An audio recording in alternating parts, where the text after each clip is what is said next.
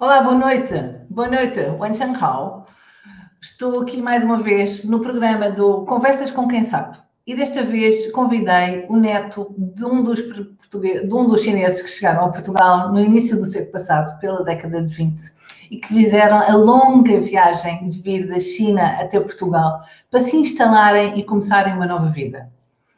O Hugo Tzou Ferraz é médico dentista, Dr. Hugo Tzou Ferraz, e também é médico de medicina tradicional chinesa. Eu estou em pulgas para recebê-lo, para conhecer a história toda. Já viram que espetacular que é, que incrível que é podermos ouvir a partilha do que é uma pessoa que vem do outro lado do mundo, no início do século passado, para se instalar em Portugal e ter uma vida em comum com uma portuguesa, penso eu. Vou chamá-lo e vamos ouvi-lo.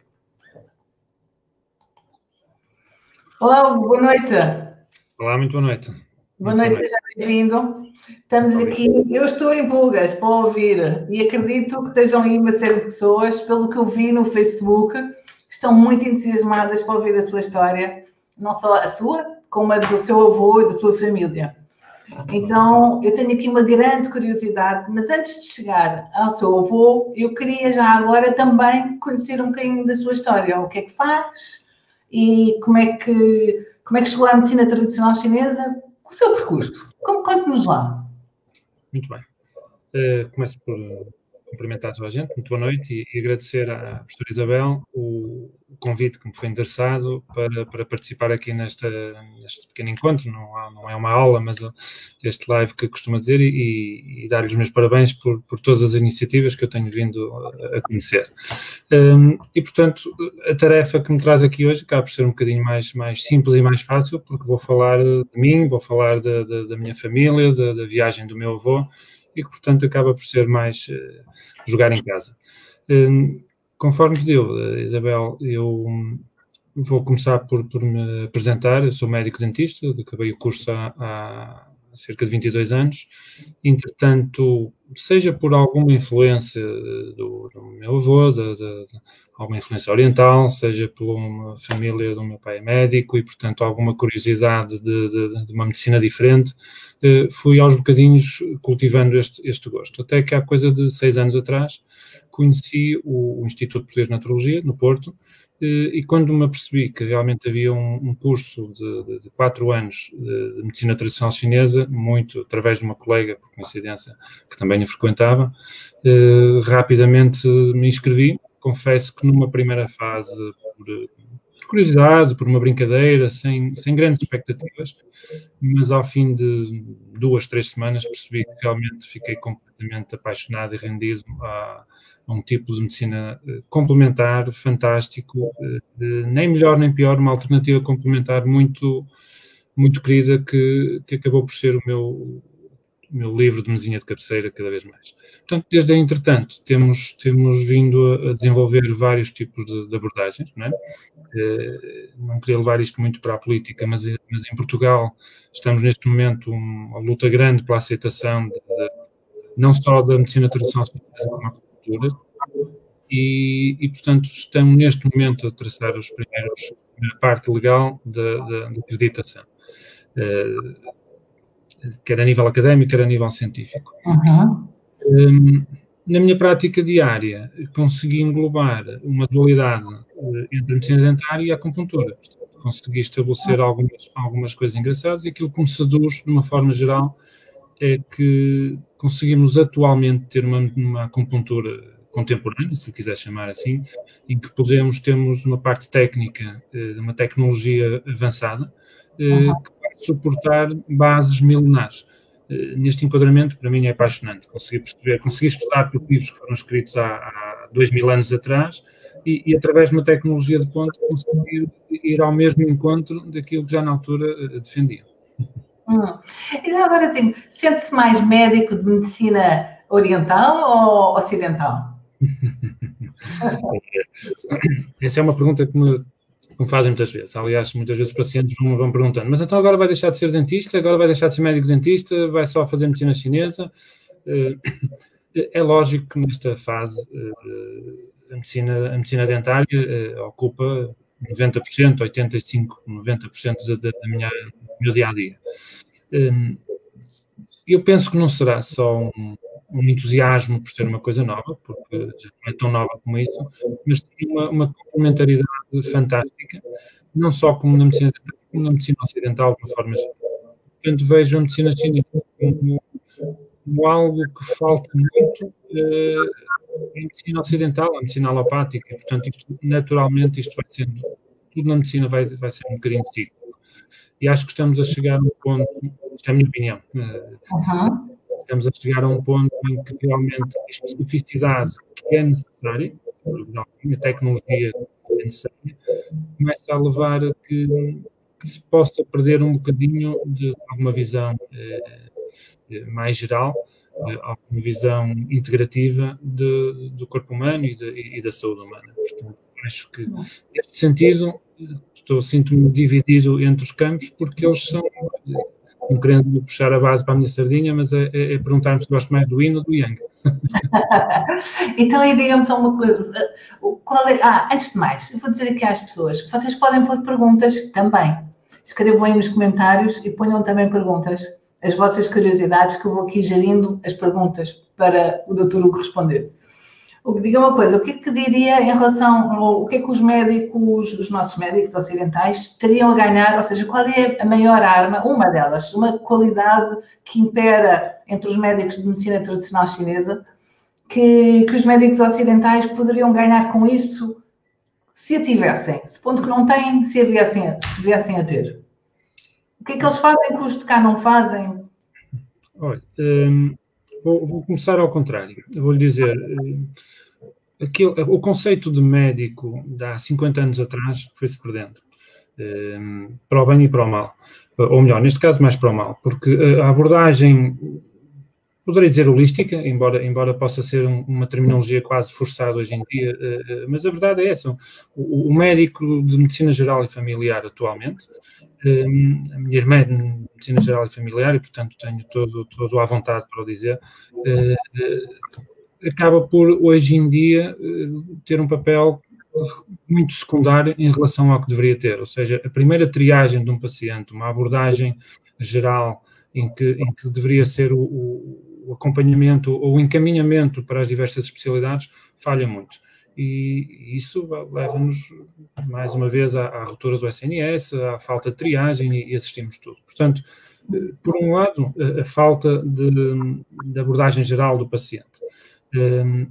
Depois acaba por haver pontos coincidentes, como, por exemplo, o exame da língua, o exame da pele, o exame dos olhos de um clínico geral, que para a medicina tradicional chinesa, a palpação do pulso é o dia-a-dia, acaba por ser uma ferramenta de diagnóstico importantíssima. Posso dizer que, se calhar, os médicos não vão trazer nada de mal. Portanto, um médico de família pedir para ver a língua, fazer algum diagnóstico pela língua ou pelo olho, não me faz confusão nenhuma no tempo dos nossos avós. Hoje em dia, se calhar qualquer pessoa pode rir-se, se calhar se entrar numa clínica uma consulta de clínica geral e alguém pedir para ver o olho ou para ver a língua, provavelmente vão dizer, doutor, eu só quero um papel. Portanto, resumindo, falta alguma integração do sistema humano como um todo. E acho que a medicina ocidental terá muito a ganhar nessa visão. Muito bem. Bom, todos estamos a ver o seu apelido. É o apelido que vem do seu avô. Certo. O meu avô chamava-se Zhu Puetzing. Na China, o primeiro nome é o apelido. Diga. E sabe, estou curiosa porque deve haver aqui alguns alunos de mandarim, alguns estão por aí que eu sei que estudam mandarim, e até pergunto aos meus alunos de mandarim, vocês acham alguma coisa aqui de estranho ou não estranho, da própria palavra em si? Alguém que consegue perceber por causa do TS? Porque sabe que em mandarim não há palavras começadas por TS, sabe? Sabia não? Infelizmente, para a minha grande pena, acabei por saber há relativamente pouco tempo, que afinal o meu nome Tzu, que tanto orgulho me deu durante estes anos, acabou por ter uma tradução errada, presumo eu. Isto é curioso porque já teria constatado, porque sei que entre primos e tios, eu sei esta história porque, por exemplo, há um primo do meu avô que veio não na mesma altura, mas uns meses de diferença. E, portanto, o apelido da família seria exatamente o mesmo.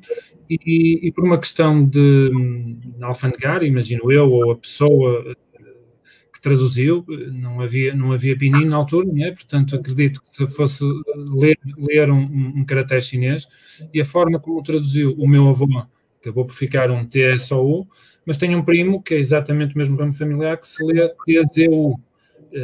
E, portanto, acredito que esta subjetividade de letras se deva a uma má tradução da pessoa, do alfandegário, ou de alguém que não soube fazer da forma mais correta. Sim, não, eu não chamo isso má tradução, isso é mesmo uma questão só mesmo de fonia, de fonética, porque estava aqui a dizer, o Helder estuda mandarim, estava aqui a dizer, ficaria com um C, mas isto depois lido em português, as pessoas não iam dizer o som mesmo do nome, iam dizer co, não é? Então, para as pessoas... Isso é que percebi, o C em chinês lê-se TS, não é? Portanto, seria sou, é? E que também já tive a informação que o show, portanto, CHOU, que se lê Chou em chinês, é um apelido bastante comum na China, e, portanto, eventualmente poderia ser alguma situação semelhante a esta. Poderia ser. Eu vou tentar investigar e depois digo. De qualquer das formas, o Chou é uma família. Eu quando digo é bastante importante mesmo. É uma família. As famílias na China, quanto mais fortes forem, quanto mais membros tiverem, mais forte e mais. É uma família muito mais respeitada. Não é como aqui que às vezes perde um bocadinho quando são muitas pessoas com o mesmo apelido. Perde-se um bocadinho aquela força da família, mas na China não, porque quanto mais nós formos com o mesmo nome, mais fortes somos, mais interajuda há, mais connections há, mais eles ajudam-se muito entre família. Então, mais força tem aquele nome, mais força tem.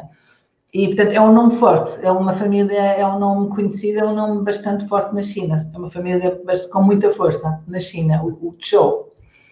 Bom, vamos falar aqui do seu avô. Porquê que ele veio para Portugal? Tem ideia? Bom, sim, claro. Vamos tentar contextualizar isto um bocadinho. Portanto, o meu avô nasceu em 1896, 98. Portanto, na década de 20, nós estamos a assistir a uma China que há uma queda de um império, da dinastia Qing, e que, portanto, estamos a assistir a uma revolução nacionalista, né, no regime do Sun Yat-sen, e que, portanto, toda a armada Kuomintang estava em polvorosa.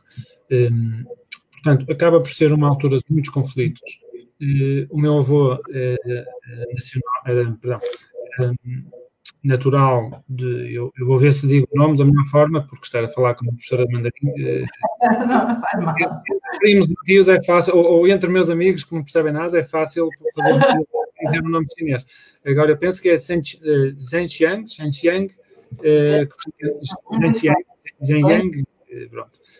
que fica no sudeste da China.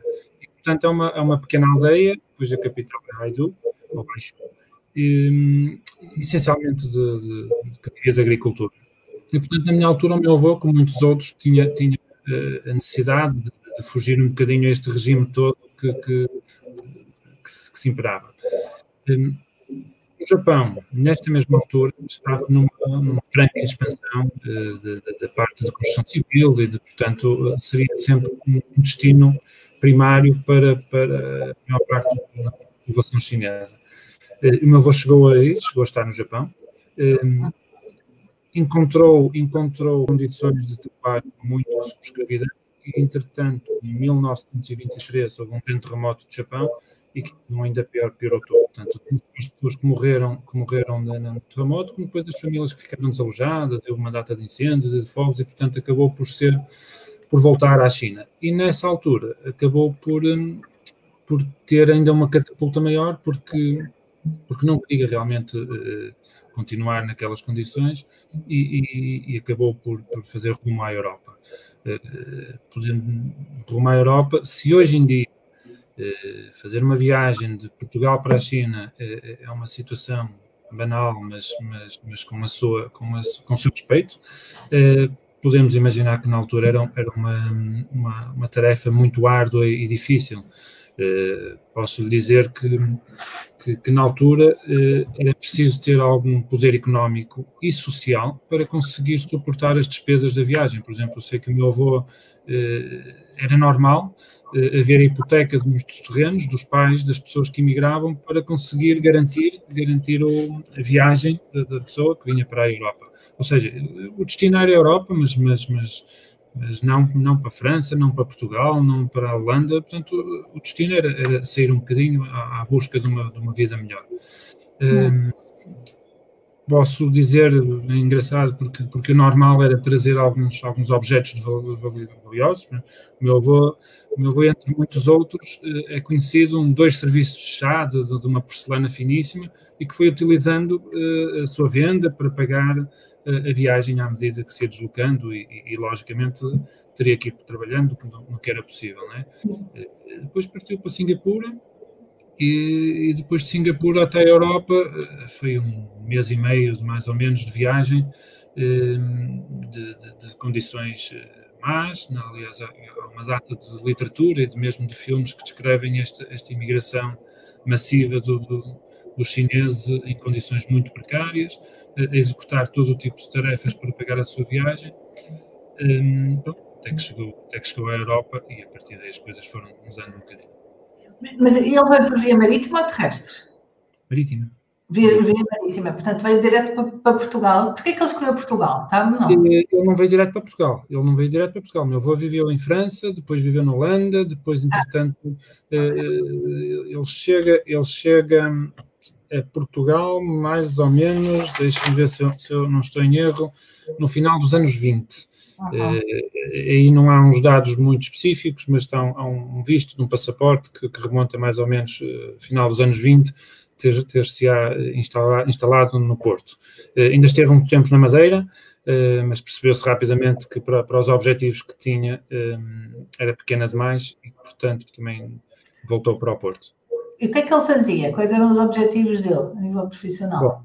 Bom, quando chegou ao Porto, uma das coisas que lhe chamou a atenção é que o traje típico de qualquer português, e portuense neste caso, de qualquer classe económica que fosse, era a utilização da gravata. E, portanto, embora vivesse muito agricultura por contextualização do trabalho das sedas era-lhe familiar, então começou a fazer gravatas, começou a comprar tecidos de seda e a começar a fazer ele próprio moldes e começar a vender gravatas. Aí dá-se uma situação muito engraçada, porque ele começou a trabalhar à noite a fazer as gravatas e depois de dia ia para as feiras vendê-las. Construiu um célebre pauzinho de gravatas, que não era mais do que um pau grande, com uma tiracolo, na qual tinha vários pregos, com as gravatas seria o seu expositor. Aquilo começou a correr tão bem que a certa altura ele já não tinha mãos a medir e começou a contratar vendedores para lhe fazerem as vendas. E até que as coisas a partir daí foram fluindo, foram melhorando, e que em cerca de 1932, estou a ler aqui as suas perguntas, e cerca de 1932 acabou por comprar um armazém que eventualmente, pelo menos para muitos, será considerado o primeiro armazém chinês em Portugal. E que então, sim, que acabou por comprar muitas sedas na antiga Leonesa, havia pessoas que traziam e começou.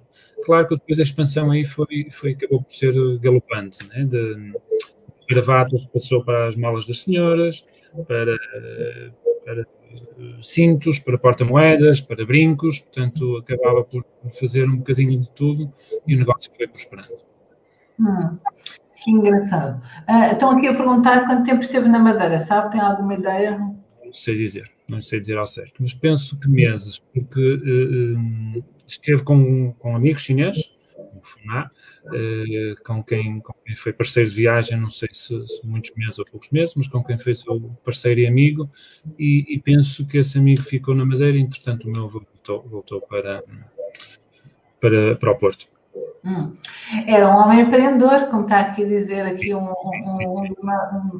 bastante empreendedor. Revê-se nesse homem empreendedor? Espero que sim. De mim, sim, revejo-me na parte da energia que é preciso ir buscar quando tudo nos parece deitar abaixo. Acredito que realmente isto me sirva de estima. Quer dizer, nos dias de hoje, qualquer coisa que nos possa deitar abaixo é tão melhor do que qualquer tipo de situação que o meu avô e todos os outros chineses, imigrantes que vieram, nestas condições que não sabiam para onde iam, não sabiam de onde vinham, sabiam de onde vinham, mas não sabiam para onde iam, não sabiam as condições que iam. Repare que seria eu sair com uma mochila que levava isto é engraçado, pensar, 2 serviços de chá, uma porcelana finíssima e super frágil, e dizer, eu vou para a Europa, não sei como, sei que tenho algum dinheiro para me deslocar até um tempo da minha viagem, não sei, e depois vai trabalhando, vai ganhando, isso sim, seria um dia de cada vez. Não, e o incrível e engraçado é o valor que ele deu às porcelanas, não é? A pessoa pensar, o que é que eu posso escolher para meter na minha mochila para levar? Porque a porcelana é mesmo muito característico, não é? Dos chineses e da China. E uma outra coisa, portanto, ele chegou, casou com a sua avó. Como é que foi a reação da família da sua avó vê-la casar com uma pessoa de barulho chinesa? O meu avô só bastante mais tarde, portanto, só quando tinha 39 anos e, portanto, quando tive esta estabilidade económica e comercial, é que voltou a pensar no casamento. Okay? É engraçado pensar que nos dias de hoje isto não faz sentido nenhum, mas para a China, para um chinês, nesta época, portanto, em 1920, e neste curso nacionalista, o celibato era considerado um pecado. O celibato era contra a idade filial, ou seja, o chinês, nesta altura, tinha uma obrigação de protelar a sua linhagem e de contribuir para a formação da família e o seu prolongamento. Portanto, aliás, é normal, e isto uma vez mais há uma data de literatura que descreve pessoas intermediárias, quase como as monarquias, estabeleciam os casamentos entre os pais do noivo e da noiva, neste caso, e que, portanto, faziam o negócio, não é? Do dote, a negociação, todas. Portanto, para o meu avô sair da China e ausentar-se isto tudo, sempre imagino que tenha feito uma confusão e que o casamento foi apenas adiado até ter melhores condições. Quando realmente já tinha criado esta estrutura e quando já tinha o seu armazém e as coisas já estavam, é que dedicou um bocadinho do seu tempo e acabou por se casar com a minha avó, que era vizinha, quase, vivia muito próximo. O meu avô construiu o seu armazém na Rua Porta do Sol, isto no Porto, portanto, na zona da Batalha. Portanto, a minha avó vivia muito próximo e, portanto, acabavam por conhecer a família, que era já na altura uma pessoa respeitada, porque primeiro era diferente e, portanto, toda a gente sabia. Aliás, há aquele recorte que Isabel trouxe, que há um chinês a viver na cidade do Porto, portanto, isso é fantástico, e que, portanto, toda a gente sabia que havia um chinês na Rua Porta do Sol e que, portanto, tinha um negócio que estava imposto, né? Portanto, depois conheceu a minha avó, que era 20 e tal anos mais nova, cerca de 20 anos mais nova do que o meu avô, ainda deu 5 filhos, pronto, acabou por recuperar tudo o que tinha direito. É espetacular realmente, porque a nível da comunicação linguística, como é que era? Foi ele que aprendeu português e ela também aprendeu chinês, ou não? Não, naturalmente o meu avô acabou por falar português, por uma questão, quer dizer, que teve que ir aprendendo, né? E quem diz português, imagino que inglês, francês, nos países todos onde foi passando, não era tão fácil a comunicação que como hoje em dia, que nós podemos quase correr a Europa toda a falar inglês, imagino que não fosse tão universal como é hoje.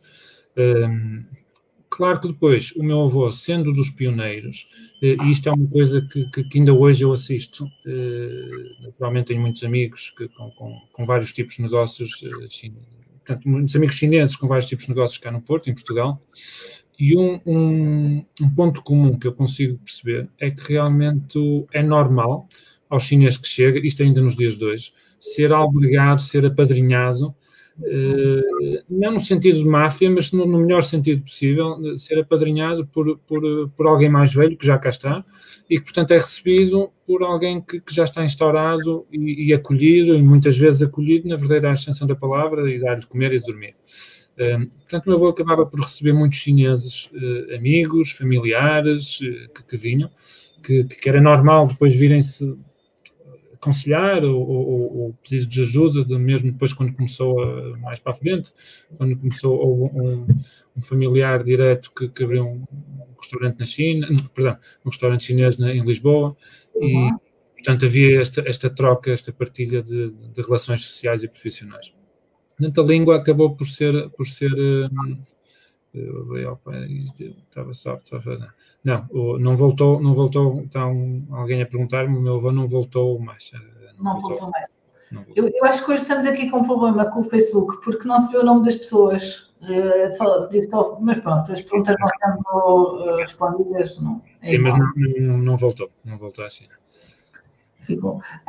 Ia-lhe perguntar, o facto de ser... o facto de ter tido um avô chinês influenciou de alguma forma a sua vida? Sim, se me influenciou, imagino que sim, imagino que nunca me imaginei sem um avô chinês. Mas posso dizer que, imagino, neste momento, se me perguntar assim, há uma coisa engraçada que eu neste momento, eu tinha um meu avô e tenho outro avô paterno que era médico estomatologista. Sem nunca ter feito qualquer tipo de plano para isso, portanto, se me perguntasse aos meus 15 anos, aos 18 anos, aos 20 anos, eu queria ser jogador de futebol, como toda a gente queria ser, ou queria ser, pronto. Mas a verdade é que consegui, sem ter feito um plano específico para isso, juntar esta dualidade da estomatologia e da medicina dentária com a parte da China, ou seja, acupuntura para médicos dentistas, que é um curso que criei e que, portanto, temos vindo a desenvolver. Portanto, agora, se não tivesse um avô chinês, se teria sido o mesmo desfecho, não faço ideia. Não, mas aquelas expressões que às vezes a pessoa diz, sou exatamente igual ao meu avô nisto, ou à minha avó nisto, há o síndrome de personalidades e semelhanças. Identifica-se com alguma coisa? Olha, curiosamente, eu tenho 47 anos, curiosamente, esse tipo de sentimento tem sido mais frequente nos últimos 3, 4 anos, quando realmente comecei a estudar a medicina chinesa. Quando eu lhe disse que foi por uma curiosidade que entrei no curso de medicina chinesa e que ao fim de, eu disse 2 ou 3 semanas, mas ao fim de umas horas estava completamente rendido à beleza do curso e das tradições, foi neste sentido, foi começar a conhecer primeiro o nosso corpo humano, depois perceber que quando falamos de energias não estamos a falar nada de esotérico, não estamos a falar nada, estamos a falar realmente daquilo que é físico, que é físico-químico no nosso organismo e, portanto, tentar imaginar e perceber e sentir algum tipo de aquilo que nos faz mexer, porque que o coração, porque que um poro abre, porque que um poro fecha, porque que essas coisas, e tentar relacionar com o conhecimento chinês. E sim, eventualmente por sugestão não, mas faz-me buscar algum tipo de como é que seria, que tipo de conhecimento é que o meu avô me transmitiu geneticamente, que tipo de emoção, ou de ilusão, ou de energia ficou canalizado. Está alguém a perguntar-me se já fui à China, eu ia perguntar exatamente se já tinha sido. Nunca fui. Para grande pena minha, nunca fui. Espero ir muito em breve. Tive essa oportunidade a um tio meu, um Fernando Zuc, que, conforme ele disse, que acabou por se desenvolver muito a este tipo de cultura chinesa, ligou-se muito às tradições, acompanhou muito o percurso do meu avô, e ele sim, acabou por estabelecer laços, uns profissionais, outros de amizade pura, e foi bastantes vezes à China. Tenho pena, o meu primo também acabou por ir, tenho pena de numa dessas situações não foi favorável para mim ter ido, mas há de haver uma oportunidade de futuro, seguramente. Há de ir, com certeza. Como é que vê esta integração, estes movimentos? Como é que de repente a China invade o mundo por todos os motivos e mais alguns, não invade entre aspas? Os chineses espalham-se por todo o mundo, os chineses acabam por dominar e serem muito bons naquilo que fazem em variedíssimas vertentes e componentes sociais e profissionais.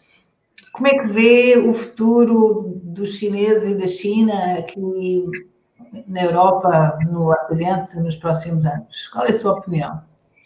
Olha, acho que, e uma vez mais, vou dar a minha opinião, embora possa ser naturalmente oposta de muitas outras pessoas. Pensar de uma forma chinesa, entre aspas, né? Pensar de uma forma chinesa é um bocadinho aquilo que eu aprendi a ver. O meu avô, naturalmente, eu tinha 5 anos quando o meu avô faleceu, portanto não me lembro de grandes experiências, mas todo o legado que foi deixando, há um modus operandi dos chineses de uma forma geral e que eu me habituei a ver há 40 anos atrás, há 30 anos atrás, há 20, há 10, e esse tipo de modo não me parece que altere muito, que é no início de uma vida, uma vida profissional, no início de um negócio, o chinês é capaz de estar disposto a tudo, incansável. Se for preciso trabalhar 14 horas por dia, se for preciso trabalhar 16 horas por dia, trabalham. Se for preciso comer de pé durante 2 minutos, é aquilo que faz. Se for preciso albergar 14 ou 15 pessoas num T2, é isso que faz. Eu posso dizer que houve algumas situações marcantes de um restaurante, um amigo meu, chinês, em que ficamos para o fim do restaurante e, portanto, devia ser meia-noite, 1 hora, quando o restaurante fechou, e eu dei-lhe boleia até casa, e ele tinha umas coisas para levar, e eu dei-lhe boleia, ajudei-o a levar. E no apartamento, que eles são T2, estavam 8, 9 pessoas a viver, e o que mais me chamou a atenção foi que estavam 5 ou 6 tábuas de passar a ferro, e esse meu amigo ainda ia dar uma ajuda a passar a ferro, mais 1 hora ou 2, depois de deitar, para no dia seguinte estar às 8 ou 9 da manhã trabalhando. Portanto, mas isto é muito normal durante uma fase inicial do negócio. E, portanto, a poupança e o trabalho árduo, esforçado e com objetivos, parece-me que é realmente uma constante. Depois, entram num patamar oposto. Quando atinge um estar diferente, são as primeiras pessoas a querer jogar, a querer divertir-se, a querer investir em tudo o que é bom, na tecnologia mais alta que há, ir com os chineses às compras numa loja de tecnologia, só pode fazer o topo, o melhor do mundo. E, portanto, passam de um extremo ao outro a partir da altura que têm condições para isso. Mas até lá, se for preciso estar 5 ou 6 anos neste registro, estão. Portanto, nesse tipo de visão, que é um crescimento exponencial, não é um crescimento aritmético, é um crescimento exponencial e é quase como os números a crescer, não é? Que vão sempre duplicando, é fácil e o resto da Europa, penso que economicamente deu-se um fenómeno inverso e, portanto, é muito fácil para este tipo de registro crescer num ambiente destes e, portanto, acredito que grande parte do sucesso dos chineses em Portugal e na Europa se deve a este tipo de caráter. O campo estava bom para isso. E este tipo de caráter de trabalhador e combativo talvez seja o segredo do sucesso. Engraçado. O que é que acha que, voltando aqui ao seu avô, tinha aqui uma pergunta que me ocorreu, o que é que acha que ele pensaria se ele soubesse que hoje, no dia 23 de janeiro de 2021, temos aqui uma série de pessoas a falar sobre ele no Facebook, numa rede social, onde imensas pessoas vão ver, umas estão agora em direto, mas muitas outras centenas vão ver, vão assistir. O que é que acha que ele diria, o que é que ele pensaria sobre isto? Ficaria muito feliz, seguramente, muito orgulhoso da sua história não ter sido esquecida. Porque realmente eu habituei-me a ver, até há poucos anos atrás, habituei-me a ver o meu avô como qualquer pessoa vê o seu avô com as últimas imagens de uma pessoa mais velha. És uma pessoa que está mais sentada do que ativa e portanto, um avô, uma figura velha, não é? Mas realmente, olhar para trás e perceber o tipo de homem que deve ter sido, a força, a coragem que foi necessário, e pronto, dentro do que me é possível, eu não vou dizer homenagear, porque não é uma homenagem, mas pelo menos ser lembrado desta forma e reconhecida, seguramente onde quer que esteja estará feliz. Ficaria feliz. É incrível ir para o outro lado do mundo, porque nós dizemos, há muitas pessoas, eu vou muitas vezes à China, eu já fui à China perto de umas 30 vezes, é um país que eu adoro, na realidade. E ainda hoje em dia levo pessoas comigo à China e as pessoas têm aquela sensação de vão para o outro lado do mundo e vamos de avião, como estava a dizer, são 12 horas, 14 horas e nós estamos na China. E a pessoa sabe que vai, que vem, está completamente segura, não é? Telemóveis e tudo. Agora, nessa época, uma pessoa agarrar em si, ir para o outro lado do mundo, para um país onde não sabe falar nada, seja na Europa, seja onde for, e ter essa coragem de recomeçar a vida, é preciso, eu tiro o chapéu, é preciso ter imensa coragem. São pessoas muito corajosas, mesmo. Eu vou pôr aqui, há aqui umas perguntas aqui que ficaram aqui pelo meio, e depois tenho mais uma outra final para fazermos, mas só para não deixar passar aqui as perguntas. Era esta que ficou para trás.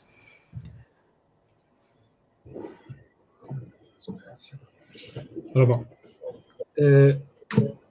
da opinião que a medicina ocidental trata a consequência e a medicina tradicional chinesa trata a causa.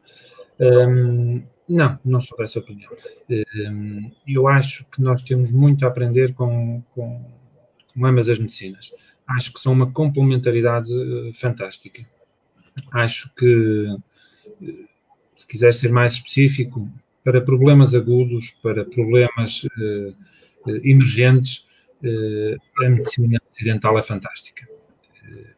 Para problemas mais crónicos, para dar saúde, por isso é que realmente a medicina tradicional chinesa investe muito na prevenção, no tipo de manutenção de saúde. A medicina chinesa tem mais encanto. Quase que podemos dizer que para problemas crónicos, a medicina tradicional chinesa acaba por ser uma forma fantástica de manter, prevenir, promover saúde. Agora, eu não tenho a ilusão de querer tratar uma apendicite aguda, de querer tratar um infarto miocárdio com agulhas, com fitoterapia, naturalmente. Portanto, o melhor dos dois mundos deve ser aproveitado com complementaridade. Se eu tiver um problema por exemplo, a minha atividade profissional na medicina chinesa divide-se em duas grandes áreas.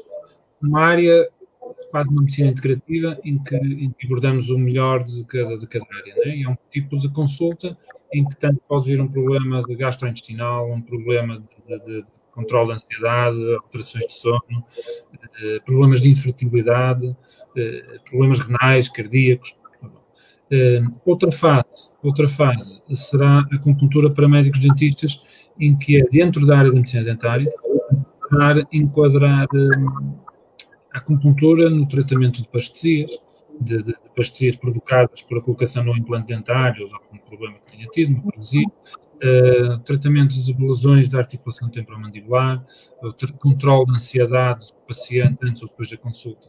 Portanto, este tipo de vejo a medicina chinesa como mais uma ferramenta que o médico, independentemente do Ocidente ou Oriente, começa a ter. Temos aqui outra pergunta. O facto de ser descendente de chineses despolutou o seu interesse pela medicina tradicional chinesa relacionado com a medicina dentária, ou a MTC surgiu na sua vida por um acaso? Xícara hoje. Ora bom, conforme eu disse, a medicina tradicional chinesa sempre foi um gosto para mim. Curiosidade, a parte de perceber, enquanto eu nem vou dizer enquanto médico dentista, nem enquanto médico, vou dizer enquanto uma pessoa ligada à ciência, e que, portanto, as coisas têm que ser objetivas, sempre me despertou muita curiosidade o tipo de coisas que eu não percebia. Como é que uma agulha pode desplotar algum tipo, como é que uma inserção de uma agulha consegue desplotar tantos tipos de reações diferentes? Como é que uma planta, como é que uma raiz me pode combater um problema renal? Como é que uma pétala, portanto, este tipo de situações, sempre houve realmente essa curiosidade. A forma como entrei na medicina tradicional chinesa foi uma coincidência. Uma colega minha um dia chegou-me: olha, eu estou a fazer um curso que tu vais adorar, é a tua cara, tens que experimentar. E estás à vontade, já falei com a professora, tens que experimentar uma aula, não pagas nada, se tu quiseres ficas um mês e depois desistes, e acho que deves vir. E pronto, foi nessas condições que, graças à Ani e à Isabel, que entrei neste mundo. Portanto, a partir daí as coisas foram construindo, mesmo quando já estava na medicina chinesa, não me passava pela cabeça que fosse encontrar uma fusão com a medicina dentária. Portanto, as coisas foram acontecendo ao acaso. As portas vão-se abrindo, não é? Os caminhos vão-se delineando, o percurso vai-se percorrendo, não é? Como se diz. Sim. O percurso vai-se percorrendo. Temos aqui mais uma última pergunta. Como é que esta dualidade de medicinas é vista pelos seus colegas médicos? Olha, isto é uma pergunta engraçada, porque eu não compreendo como é que, de uma forma geral, é vista 70% respeitada, aceita, compreendida e até curiosa, mas há aí uns 20 ou 30% que parecem velho do Restelo. E se eu compreendo que alguém de uma área de números, de letras, consiga ser um bocadinho inflexível, mostrar-se sem flexibilidade nenhuma para conseguir aceitar algo que não compreende e que não aceita, alguém que esteja ligado à parte científica, à parte médica, deveria ter uma mente aberta para pelo menos perceber, porque eu acho que não há nenhum colega com quem eu tenha conversado menos 10 ou 15 minutos, que não tenha chegado ao fim desses 10 ou 15 minutos e dizer assim, realmente agora deixaste-me curioso, agora vou ler este artigo, este livro que tu me disseste, porque a maior parte desta relutância para o conhecimento deve-se, tenho colegas que são colegas meus, médicos dentistas, com colegas e alguns amigos mesmo, mas quer dizer, que parece que estamos a discutir uma religião ou desporto. Não, isto é ciência, e hoje em dia temos métodos científicos para comprovar vários tipos de situações, nomeadamente na acupuntura. Aliás, a acupuntura é aceita pela ordem dos médicos há anos. O que está em cima da mesa a nível político, agora entre parênteses, é a acreditação da medicina tradicional chinesa como um todo. Agora a acupuntura já está mais do que aceite há muito tempo. Agora há realmente alguns colegas que não se acreditam em nada do que nós dizemos. Sabe que, por acaso, curiosamente, eu tive um episódio que foi muito complicado para mim, mas vai perceber bem qual é, porque ainda por cima acumula os dois lados da medicina. Arrancaram-me um dente, claro, e passado 15 dias eu fui para a China de avião e não tinha o dente, a gengiva cicatrizada. Mas pior do que isso é que o dente era superior, era um molar superior e tinha a raiz metida dentro da fossa nasal. Sim, Marcelo. Então, pois, eu fui para a China, eu tinha que ir, porque ia acompanhar o grupo, estava tudo combinadíssimo, eu tinha mesmo que ir, não havia forma de eu não ir, eu acabei por ir. Quando cheguei à China, depois de 14 horas de voo, tinha tudo infectado, estava toda infectada. Tentei-me aguentar o mais possível, mas eu sentia que tinha isto tudo, tinha um canal aberto. Portanto, era um canal aberto que não estava todo em movimento. Tentei lá ir a algumas farmácias, com fitoterapia, tomei uns comprimidos, percebi logo que aquilo não me poderia fazer nada rapidamente. Antibióticos eles não passam, não dão antibióticos, muito menos numa farmácia na China. E mesmo num hospital...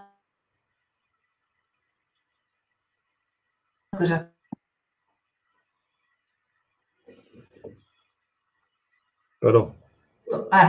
E lembrei-me de fazer uma sessão de acupuntura. E fiz uma sessão, eu disse ao médico, faça-me isso, mas de forma a que isto me aguente, porque eu tenho que ficar cá mais uma semana e não vou aqui a nenhum dentista. Então ele fez uma sessão muito forte, meteu-me as agulhas, eu tenho pânico de agulhas, mas naquilo, nem até agradecia. E aguentei realmente uma série de dias, parece que me controlou mesmo a infecção. Salvou-me a vida, ali salvou-me a vida, porque ainda consegui vir, voltei, andei aqui com antibióticos, acabei por ser mesmo operada e tudo, porque aquilo foi uma coisa, infectou mesmo, foi muito difícil depois de controlar. Mas foi graças a essa sessão de acupuntura na China, em Pequim, que eu consegui controlar a infecção lá. Uma sessão. É verdade. Há casos em que são felizes acasos, por exemplo, há 2 ou 3 histórias que eu gosto sempre de contar, que me levaram um bocadinho a perceber que a forma como isto, lá está, como estava a dizer, as coisas vão acontecendo e nós vamos criando protocolos. Se me perguntar se eu há 2 ou 3 anos atrás tinha estes protocolos feitos ou andei à procura deles, não. Por exemplo, há uma ocasião em que eu estou a fazer uma cirurgia de uma colocação de implantes na pré-maxila. Na altura, não sendo complicada, era trabalhosa e, portanto, precisava de enxerto e pronto, estava com uma paciente. A verdade é que nada de mais, mas estava com uma hemorragia maior do que o normal. Uma fase mais aguda, quer dizer, não parava de sangrar e a colocação do enxerto estava a ser um bocadinho comprometida por esse tipo de hemorragia. Uhum. 2 felizes acasos. Primeiro, um acaso que era uma paciente com quem eu estava muito à vontade. Um segundo acaso é que foi no verão e ela estava de chinelos. E eu estava ali, nada de perigoso para chamar nenhum INEM, mas a verdade é que estavam a prejudicar o trabalho. Eu já tinha infiltrado um vasoconstritor, já outro tubo de vasoconstritor, portanto, aquilo que havia a fazer, eu estava a fazer. E de repente lembrei-me, o que importas posso disputar uma agulha no dedo do pé? E ela, quer dizer, estou a colocar aqui 5 ou 6 implantes seguidos, portanto, mais agulha, menos agulha, está à vontade. A verdade é que eu coloquei a agulha no dedo do pé, isto já estava para aí há 15 ou 20 minutos a infiltrar corticoides. Isto foi 10, 20 segundos. Aquela hemorragia grande, de um sangue forte, vivo, vermelho, quase às golfadas, em 10, 20 segundos passou para um de rosa, parou, o pretexto utilizou tudo, viu-se uma produção de soro, de plasma, foi incrível. As destas vão acontecendo. Claro que alertas e com as agulhas prontas para isso, mas a verdade é que o que mais me seduz é estar a trabalhar e desenvolver protocolos que não estão escritos nos livros. Ou seja, é difícil numa área de implantologia ou numa área de ortodontia hoje em dia, parece que já está tudo descoberto. Aqui não, aqui é uma zona que é investigação pura, com bases logicamente estáveis e científicas. Hugo, estão a perguntar, várias pessoas já perguntaram onde é que exerce, se exerce em Lisboa, onde é que tem a sua clínica? Exerce no Porto. Exerce no Porto, mas para quem está interessado, está aqui a correr em rodapé, tem aqui o site, portanto podem tentar ficar com o seu site e contactam-no facilmente. Certo. Uma última pergunta, Hugo, para irmos embora. Sabe falar mandarim? Não sei. Acha que é importante nos dias de hoje aprender mandarim? Peço desculpa.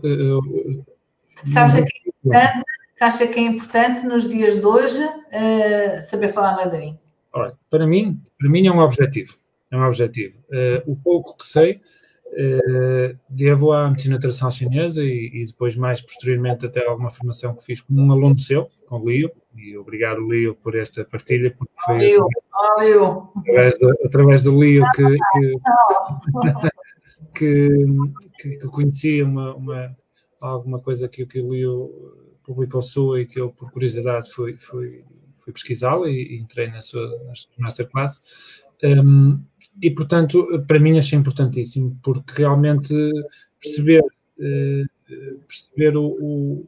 a figura do karaté chinês, para quem sabe mandarim, percebe perfeitamente que a figura está sempre associada a uma ideia, ou pelo menos nos acupontos. Os pontos da acupuntura, ter alguma tradução, tem sempre alguma informação clínica muito importante, que quer por uma questão de memorização, quer por uma questão de dinâmica clínica, acaba por ser muito mais fácil perceber para que é que serve determinado ponto.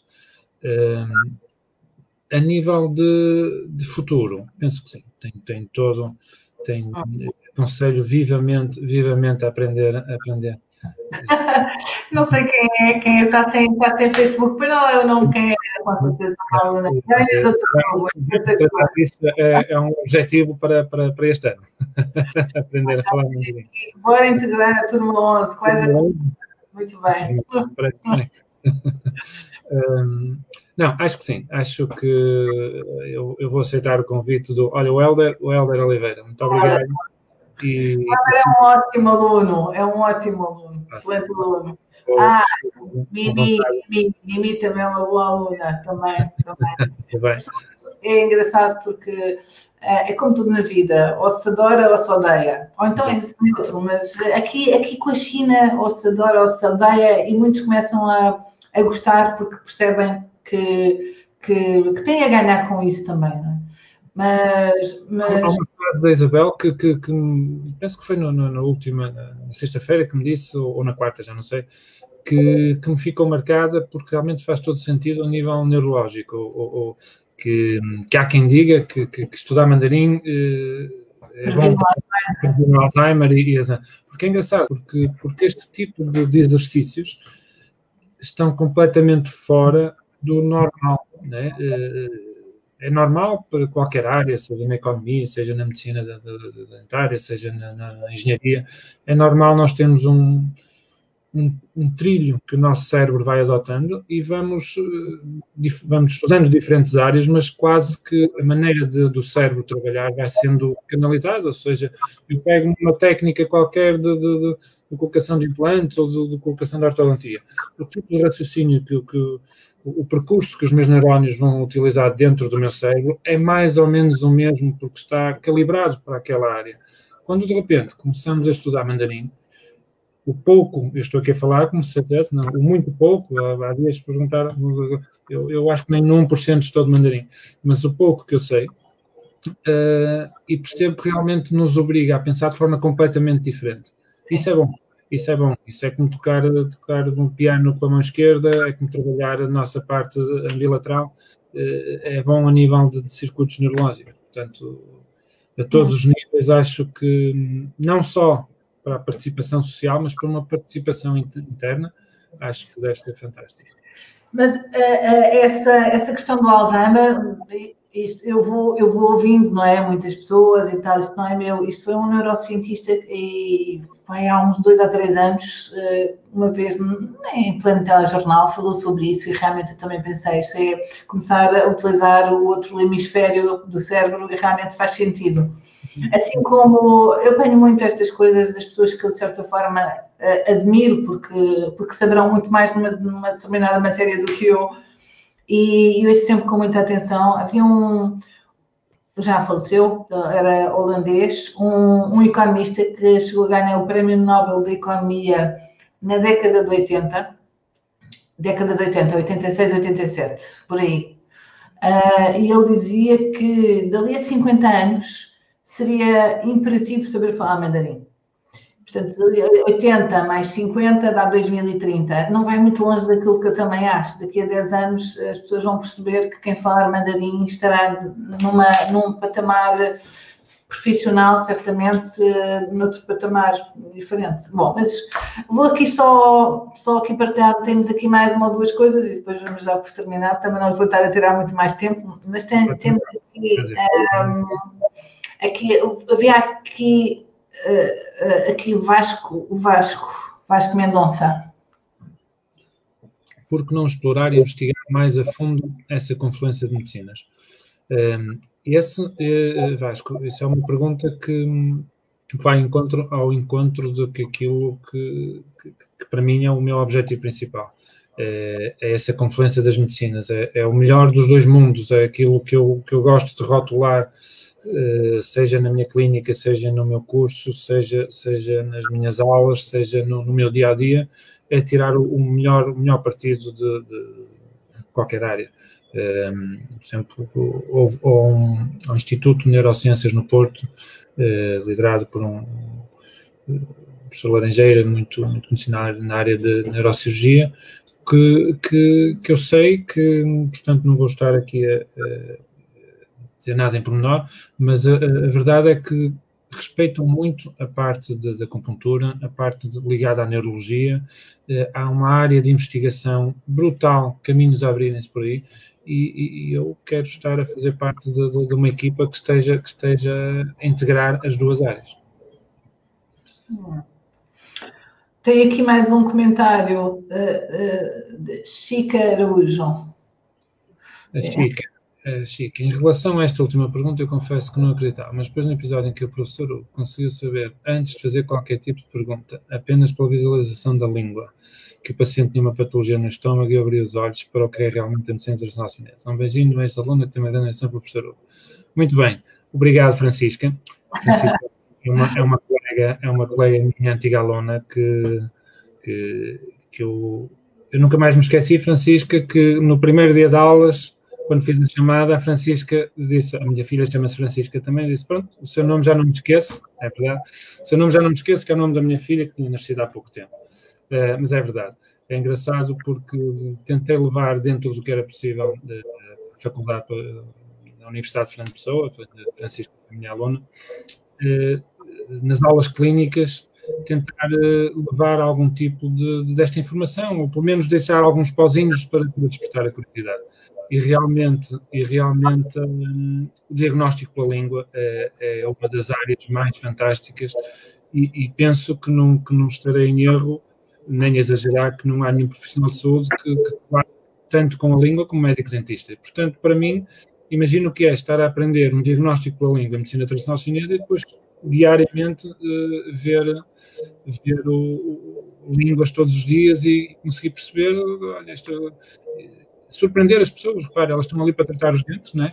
E depois de repente dizer, olha, não tenho problema, não está com uma infecção urinária, e ficarem a olhar para nós de repente, descobriu que eu tenho uma infecção urinária a olhar para a minha boca, não tenho problemas no estômago, não tenho problemas de ansiedade, não tenho retenção de líquidos, o estômago está a funcionar mal. Portanto, esta leitura da língua é talvez das áreas mais fascinantes da medicina chinesa.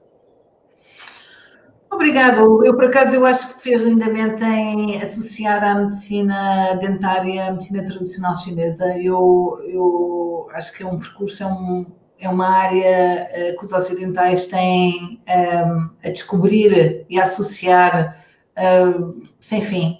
Acredito que haja um mundo sem fim dentro da medicina tradicional chinesa, muito a explorar, muito a explorar. Também haverá na medicina ocidental, mas associando então as duas, dando as mãos, o abraço entre as duas medicinas, acredito sinceramente que é o futuro, que é mesmo o caminho. Vejo alguns, conheço outro colega seu, também dentro da medicina dentária, que também fez o mesmo, também tirou a medicina tradicional chinesa aqui em Lisboa.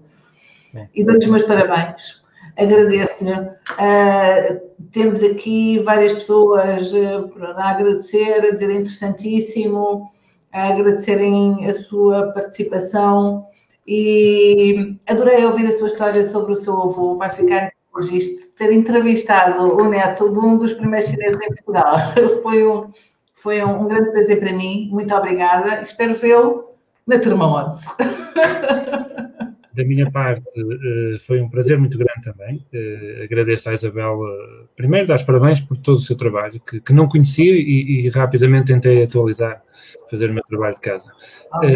Os meus parabéns por tudo, agradecer bastante, foi um prazer muito grande. Quer dizer, eu sou suspeito, mas é um tema que me é muito querido. E, portanto, seja da parte da história do meu avô e da minha família, seja da parte do melhor dos dois mundos a nível médico, é um gosto e foi um prazer. Obrigada, Hugo. Tá bom? Até uma próxima. Até amanhã. Até amanhã. Adeus, até amanhã. Obrigada.